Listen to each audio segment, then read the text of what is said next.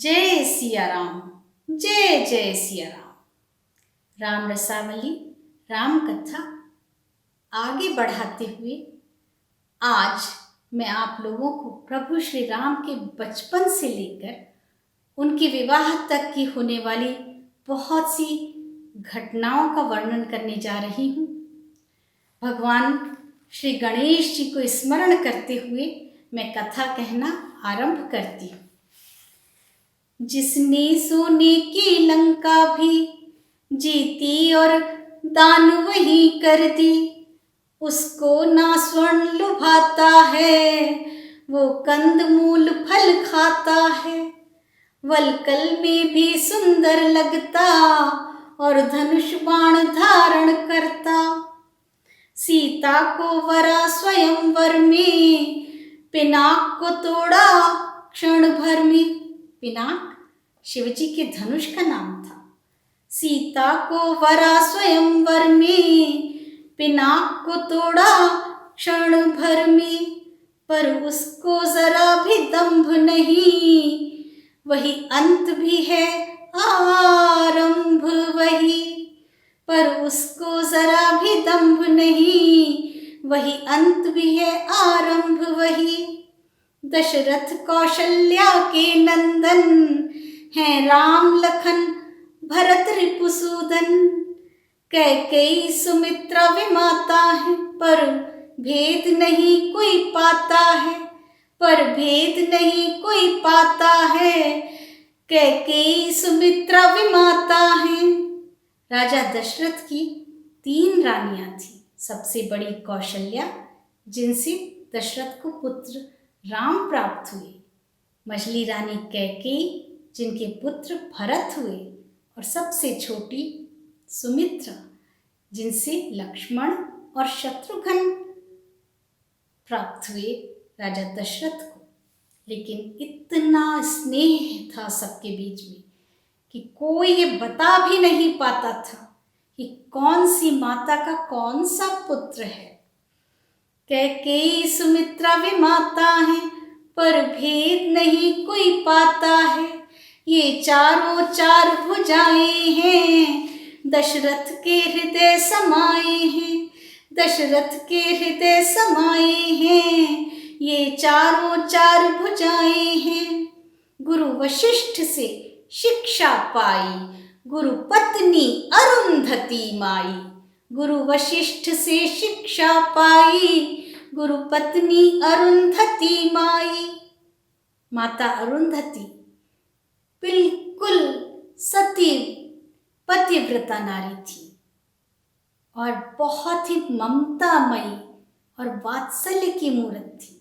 उनकी कथा कभी और कहूंगी।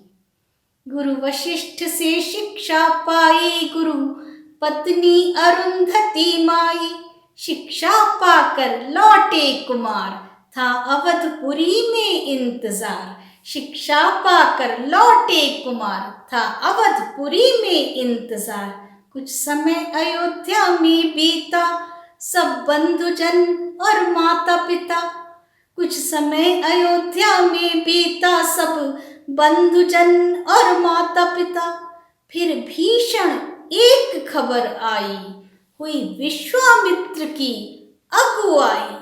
फिर भीषण एक खबर आई, हुई विश्वामित्र की अगुवाई। ऋषियों के पावन प्रांगण में, उत्पात मचाते आंगन में। अद्भुत माया के स्वामी थे, वो दैत्य बड़े दुष्कामी थे। अद्भुत माया के स्वामी थे, वो दैत्य बड़े दुष्कामी थे। ऋषि लाए राम लखन को संग, ऋषि लाए राम लखन को संग। सब सुकुमारों को देख दंग, सब सुकुमारों को देख दंग। सब ऋषि मुनि देखकर अचंभित थे कि गुरु विश्वामित्र इन सुकुमार बालकों को क्यों ले आए हैं। ये भला कैसे इतने बलवान, इतने दुराचारी राक्षसों के साथ युद्ध कर पाएंगे।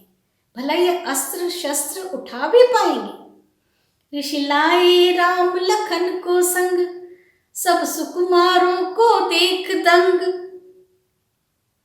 कैसे ये अस्त्र उठाएंगे, क्या ताड़का वध कर पाएंगे। कैसे ये अस्त्र उठाएंगे, क्या ताड़का वध कर पाएंगे। प्रभु राम हृदय में मुस्काए, गुरु की आज्ञा सुन इठलाए। प्रभु राम हृदय में मुस्काए, गुरु की आज्ञा सुन इठलाए। ले उठा बाण संधान किया, राक्षसी का काम तमाम किया। ले उठा बाण संधान किया, राक्षसी का काम तमाम किया। और इसके बाद उन्होंने निशाना साध कर ताड़का का वध कर दिया। मारीच सुबाहु लड़ने लगे, छुप छुप के हमले करने लगे। लेकिन ताड़का के दो पुत्र मारीच और सुबाहु भी थे, जो माता के वध के उपरांत सामने आकर तो लड़ने की हिम्मत नहीं रखते थे, परंतु पीछे से वार कर रहे थे। वे बड़े मायावी और दुष्ट राक्षस थे। मारीच सुबाहु लड़ने लगे, छुप छुप के हमले करने लगे। आगे आकर ना लड़ते थे, छुप कर ही घात वो करते थे। सुन राम धनुष की टंकार, मारीच जा गिरा सागर पार। सुन राम धनुष की टंकार, मारीच जा गिरा सागर पार। उसके पश्चात सुबाहु मरा, उसके पश्चात सुबाहु मरा। हुई दैत्य मुक्त ऋषियों की धरा। प्रभु श्री राम ने मारीच को जीवन दान दिया, ये सोचकर कि इसे एक मौका देना चाहिए, शायद ये अपनी दुष्ट प्रवृत्तियां छोड़ दे और एक अच्छा इंसान बन जाए। आगे उसने क्या किया, ये अगले अध्याय में मालूम होगा। सुन राम धनुष की टंकार, मारीच जा गिरा सागर पार। उसके पश्चात सुबाहु मरा, हुई दैत्य मुक्त ऋषियों की धरा। गुरु ले कुमारों को आगे बढ़े, मिथिला नगरी की ओर चले। गुरु ले कुमारों को आगे बढ़े, मिथिला नगरी की ओर चले। एक आश्रम देखा निर्जन में, एक आश्रम देखा निर्जन में। उत्कंठा हुई प्रभु के मन में, एक आश्रम देखा निर्जन में। विस्मित वो आगे बढ़े उधर, विस्मित वो आगे बढ़े उधर। पाषाण अहिल्या थी घर पर, विस्मित वो आगे बढ़े उधर। पाषाण अहिल्या थी घर पर। माता को तब स्पर्श किया और ऋषि श्राप से मुक्त किया। माता को तब स्पर्श किया और ऋषि श्राप से मुक्त किया, और ऋषि श्राप से मुक्त किया। माता को तब स्पर्श किया। माता अहिल्या ऋषि गौतम की पत्नी थी और ऋषि ने कोपित होकर उन्हें श्राप दिया था, क्योंकि इंद्र ने छल से उनका सतीत्व हर लिया था। किंतु वे विदुषी नारी थी, विवेकशील थी। इसी वजह से ऋषि कुपित हुए कि भला कोई विवेक शून्य कैसे हो सकता है और छला जा सकता है, दंडित तो उसे होना पड़ेगा। परंतु साथ में ही ये भी बता दिया कि जब प्रभु श्री राम उनके आश्रम में पधारेंगे और माँ कहकर सम्मान पूर्वक उनको स्पर्श करेंगे तो वो श्राप मुक्त, पाप मुक्त हो जाएंगी। और तभी से माता अहिल्या प्रभु श्री राम की बाट जोह रही थी, पाषाण की मूरत बनके। विस्मित वो आगे बढ़े उधर, पाषाण अहिल्या थी घर पर। माता को तब स्पर्श किया और ऋषि श्राप से मुक्त किया। थे आह्लादित दोनों कुमार, गुरु के संग पहुँचे विदेह द्वार, गुरु के संग पहुँचे विदेह द्वार। विदेह राजा जनक का एक दूसरा नाम है और इसी वजह से सीता को वैदेही भी कहा जाता है। थे आह्लादित दोनों कुमार, गुरु के संग पहुँचे विदेह द्वार। अप्रतिम सुंदर थी जनकपुरी, यहाँ सिय के संग थी प्रीत जुड़ी। अप्रतिम सुंदर थी जनकपुरी, यहाँ सिय के संग थी प्रीत जुड़ी। दोनों कुमार अचरज में थे, क्यों दुल्हन सी नगरी ये सजी। दोनों कुमार अचरज में थे, क्यों दुल्हन सी नगरी ये सजी। गुरु विश्वामित्र ने भांप लिया और उनका संशय दूर किया। यहाँ सिया स्वयंवर आयोजित, आए हैं नृप होकर शोभित। यहाँ सिया स्वयंवर आयोजित, आए हैं नृप होकर शोभित।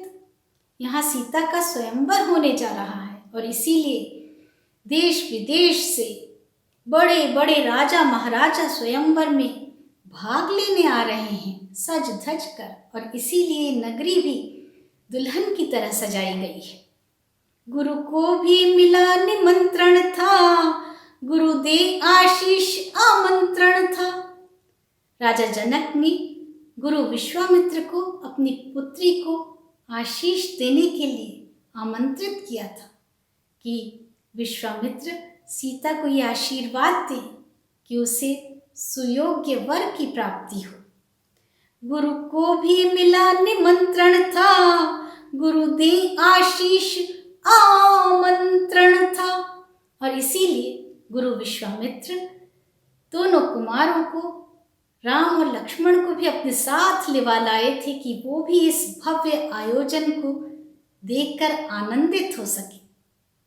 पर शर्त विवाह की बहुत बड़ी, पर शर्त विवाह की बहुत बड़ी, जो सभागार में पता चली, जो सभागार में पता चली। पर शर्त विवाह की बहुत बड़ी, जो शिव का धनुष उठाएगा उस पे प्रत्यंचा चढ़ाएगा। जो शिव का धनुष उठाएगा उस पे प्रत्यंचा चढ़ाएगा।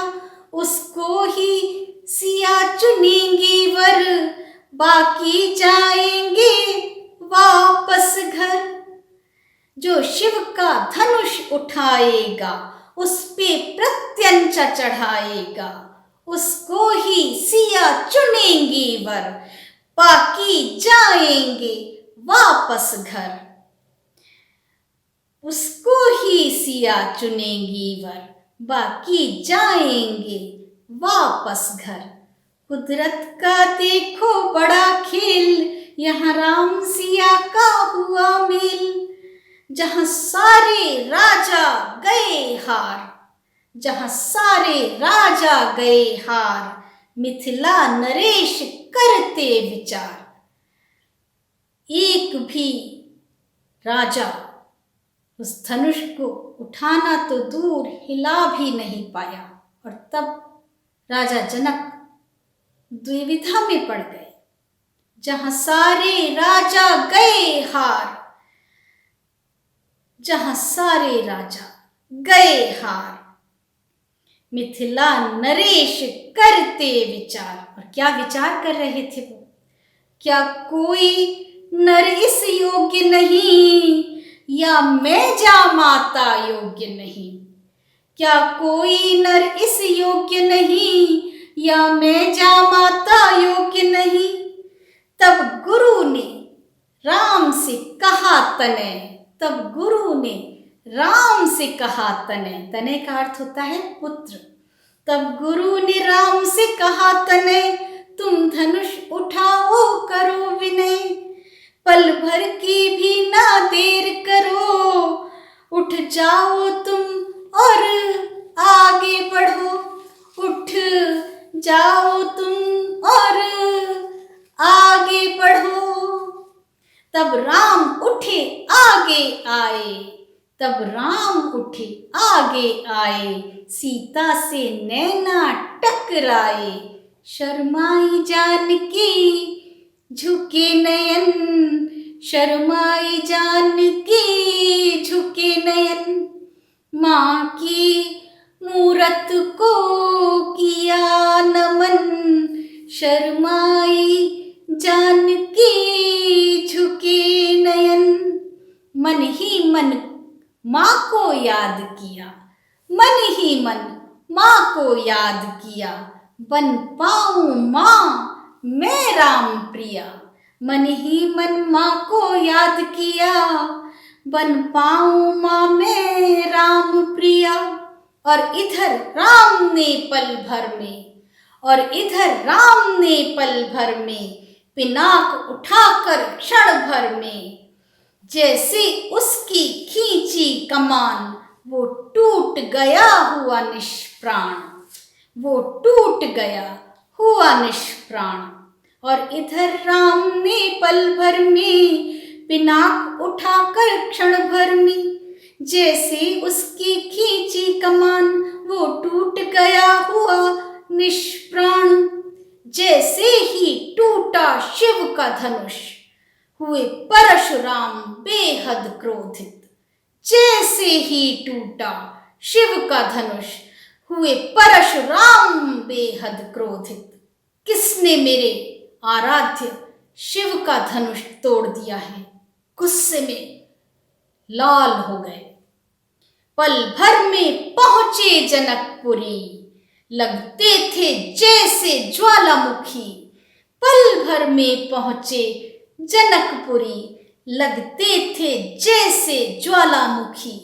इतने गुस्से में थे कि लग रहा था जैसे ज्वालामुखी फट पड़ा है।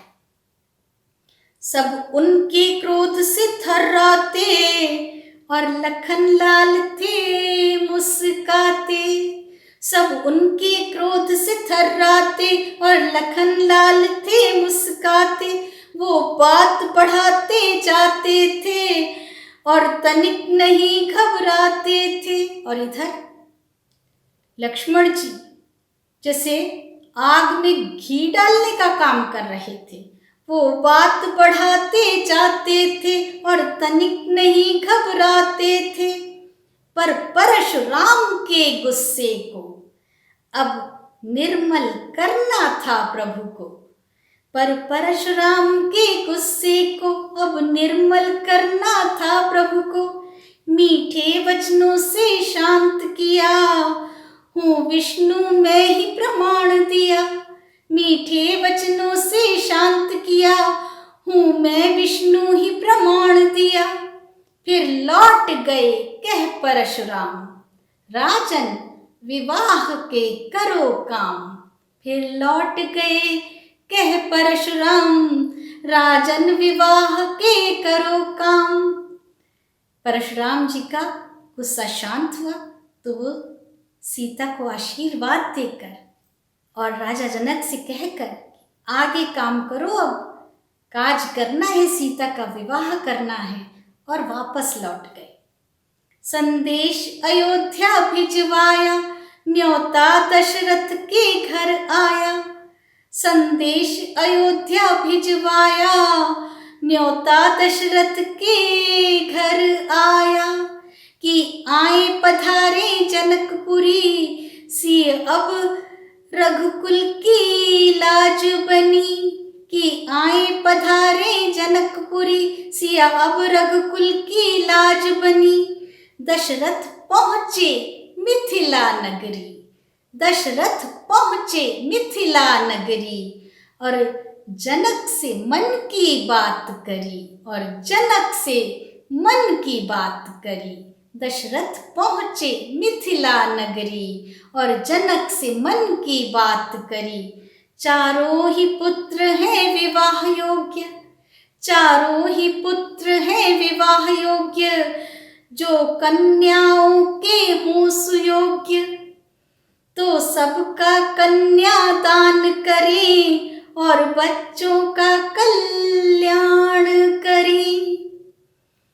राजा दशरथ राजा जनक की चारों पुत्रियों को अपनी पुत्र वधू बनाना चाहते थे और इसीलिए उन्होंने जनक के आगे ये प्रस्ताव रखा बड़ी ही विनम्रता के साथ कि यदि आपको मेरे पुत्र अपनी पुत्रियों के लिए सुयोग्य लगते हैं तो आप मेरे पुत्रों के साथ उनका विवाह करवाएं। कितनी विनम्रता है देखिए। दशरथ पहुंचे मिथिला नगरी और जनक से मन की बात करी। चारों ही पुत्र हैं विवाह योग्य, जो कन्याओं के हों सुयोग्य।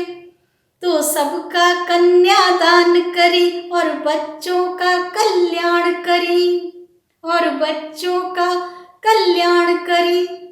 राजा जनक और उनके भाई दोनों की दो दो पुत्रियां थी। जनक की दो पुत्रियां सीता और उर्मिला और छोटे भाई की पुत्रियां मांडवी और श्रुतकीर्ति। किंतु ये चारों ही बहनें एक दूसरे से बिल्कुल वैसे ही प्रेम करती थीं जैसे राम, लक्ष्मण, भरत और शत्रुघ्न का आपस में प्रेम था। तो सबका कन्यादान करी और बच्चों का कल्याण करी। प्रस्ताव जनक को लगा उचित, प्रस्ताव जनक को लगा उचित। चारों कुमार थे मर्यादित, चारों कुमार थे मर्यादित। प्रस्ताव जनक को लगा उचित। चारों बहनों को मिले वर, सबकी सब आई एक घर। चारों बहनों को मिले वर, सबकी सब आई एक घर। चारों कुमारों का पाणी ग्रहण, करते वंदन सब देवगण। चारों कुमारों का पाणी ग्रहण, करते वंदन सब देवगण, करते वंदन सब देवगण। चारों कुमारों का पाणी ग्रहण। चारों दिशाएं थी खिली खिली, लगता था जैसे कुसुम कली। चारों दिशाएं थी खिली खिली, लगता था जैसे कुसुम कली। सीता शुचिता पहने सरला, सीता शुचिता पहने सरला। श्रुतकीर्ति मांडवी उर्मिला, श्रुतकीर्ति मांडवी उर्मिला। श्रुतकीर्ति का विवाह शत्रुघ्न के साथ हुआ। मांडवी भरत को ब्याही गई और उर्मिला जी का विवाह लक्ष्मण जी के साथ हुआ। सिया तो हम सब जानते हैं, वो तो प्रभु श्री राम की प्रिया थी। सीता शुचिता पहने सरला, श्रुतकीर्ति मांडवी उर्मिला, श्रुतकीर्ति मांडवी उर्मिला। माताएं विदाई देती थी, माताएं विदाई देती थी। शीश दुआएं देती थी, माताएं विदाई देती थी। अपने घर की तुम हो जाना, अपने घर की तुम हो जाना। पर पीहर भूल नहीं जाना, अपने घर की तुम हो जाना। पर पीहर भूल नहीं जाना।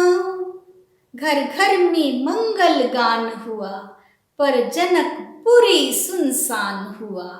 घर घर में मंगल गान हुआ, पर जनकपुरी सुनसान हुआ। जिसके घर से लड़की विदा होती है उसका आंगन तो सूना हो जाता है। यहाँ तो जनक की चारों बेटियां एक साथ विदा हो रही थी, जिन्होंने बचपन में जनकपुरी में किलकारियां करी थी। आज वे अपने पति के घर जा रही थी। घर घर में मंगल गान हुआ, पर जनकपुरी सुनसान हुआ।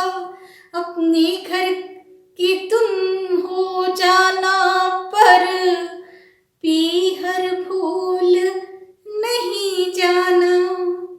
ये राम कथा कितनी निर्मल, हर कलुष मिटाए करे धवल। ये राम कथा कितनी निर्मल, हर कलुष मिटाए करे धवल। जो भी ये राम कथा गाए वो मन ही मन में हर्षाए। जो भी ये राम कथा गाए वो राम सिया का हो जाए। वो राम सिया का हो जाए और मन ही मन में हर्षाए। इति श्री राम रसावली का 2 अध्याय समाप्त।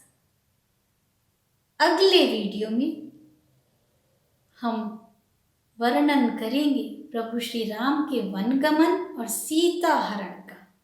जय सिया राम।